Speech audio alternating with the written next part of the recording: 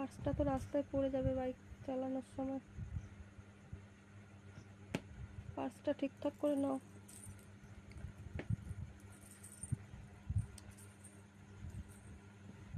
Helmet কই?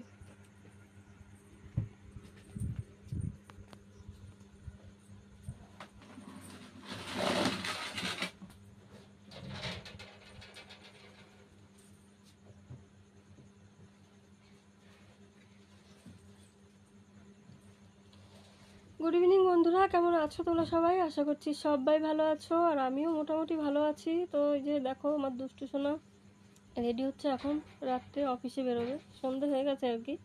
সন্ধ্যের চা খেয়েছে আর এখন যাচ্ছে অফিসে। তো অফিসের জন্য একদম রেডি, পার্স মোবাইল যা কিছু নেওয়ার সব কিছু নিয়েছে। আর আমার চেয়ারে এই যে জিনিসপত্রগুলো একটু অগোছালো হয়ে আছে, তোমরা কিছু মনে করো না, তার কারণ আমার শরীরটা খুবই খারাপ তোমরা জানো।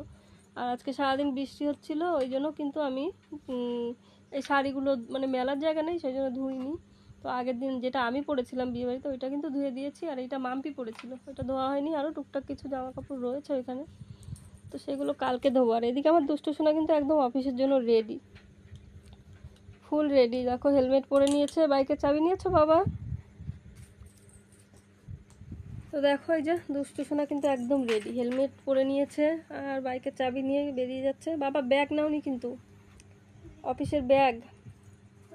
আমার দুষ্টু সোনা কিন্তু কাজ করে যে একদম সব কিছু নিয়ে রেডি, কিন্তু অফিসে যাওয়ার সময় না মানে প্রত্যেকদিন ভুলে যায় ব্যাগটা নিতে, ওইটা আবার আমাকে মনে করিয়ে দিতে হয়। টিফিন করে দিয়েছি, টিফিনে দিয়েছি আজকে ম্যাগি।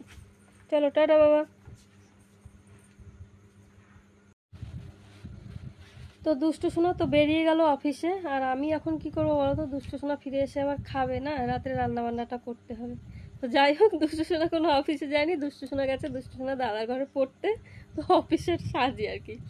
তো ভাবলাম যে আমার দুষ্টু সোনা বড় হয়ে কেমনভাবে সেজে গুজে বাইক নিয়ে অফিসে যাবে সেইটাই তোমাদের সঙ্গে একটু এখনই শেয়ার করে দিই।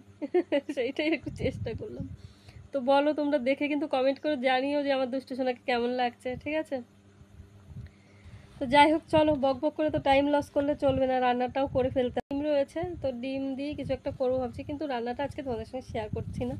রাতে রান্নাবান্না না এমনিতেই শেয়ার করতে ভালো লাগে না, যেহেতু লাইটের প্রবলেম রয়েছে। লাইট রয়েছে কিন্তু ভিডিও করতে গেলে একদমই ভালো হয় না। আর আমি দেখো গলা ব্যথা নিয়ে কীভাবে মানে কথা বলছি, গলায় ভীষণ ব্যথা করছে, ভীষণ ভীষণ ভীষণ। আর রান্নাটা বসানোর আগে ভাবছি আর একবার আদা দিয়ে ভালো করে চা করে খাবো, আদা দিয়ে, তেজপাতা দিয়ে, আর কি লবঙ্গ দিয়ে।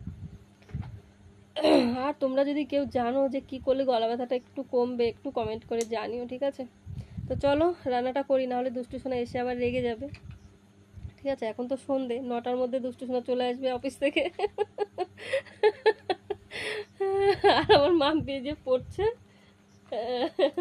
মাম্পি পড়াশোনা করছে আর আমি এখানে বসে ভিডিও করছি, আর দুষ্টু সোনা গেল অফিসে, আর দুষ্টু সোনার বাবা তো বাড়ি নেই, কাজে। তো চলো টাটা, আমাদের হ্যাপি ফ্যামিলির হ্যাপি কিছু মুহূর্ত তোমাদের সঙ্গে শেয়ার করলাম। কেমন লাগলো তোমরা কিন্তু কমেন্ট করে জানিও, ঠিক আছে? চলো টাটা, দেখা হচ্ছে আবার একটা নেক্সট ভিডিওতে।